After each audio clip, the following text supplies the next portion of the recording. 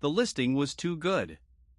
2 weeks in a grand old house in the hills, all expenses paid, just water the plants and feed the cat. The only rule, the owner wrote, was oddly specific. Between 2 and 4 in the morning, whatever you hear, stay in the guest room with the door locked, and do not answer the family. I almost didn't take it. I wish to God I hadn't. The first night was ordinary. I watered the ferns, I fed a fat gray cat that watched me too closely, and I went to bed early. At 2 in the morning I woke to voices downstairs. A family, laughing, the clink of plates, a father's warm rumble and children shrieking with delight. It sounded like the happiest dinner in the world. I remembered the rule. I locked the door.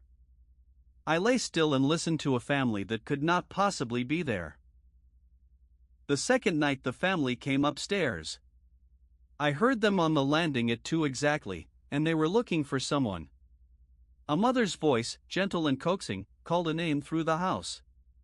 "Come out, darling, dinner's getting cold, we've set your place."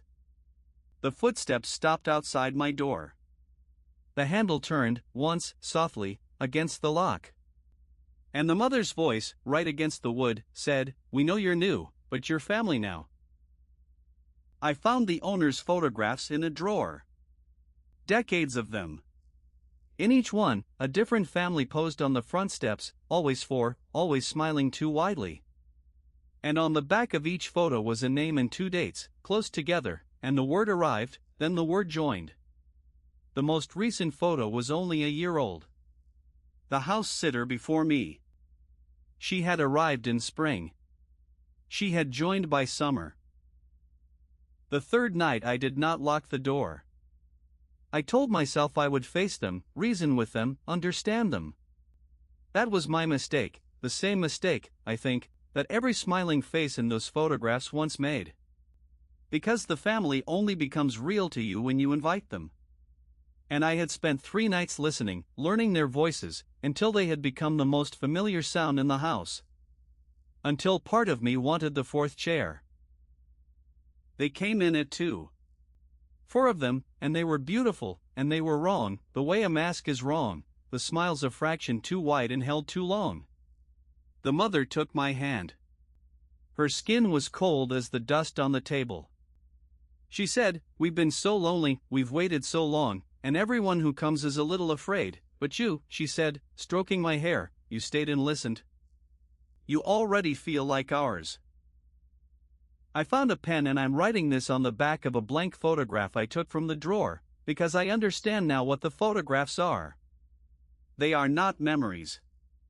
They are invitations, sent out into the world, dressed up as a listing too good to be true. If you got a message about a grand house in the hills, 2 weeks, all expenses paid, water the plants and feed the cat, please delete it. Do not reply. The owner never existed. There is only the house, and the family, and the cat that keeps the count. Tomorrow, or the next day, I will stop being afraid, because that is what the house does to you. It makes the fear run out before the loneliness does. And then someone will take a photograph on the front steps. For smiling faces. And on the back, 2 dates, close together, and a single quiet word.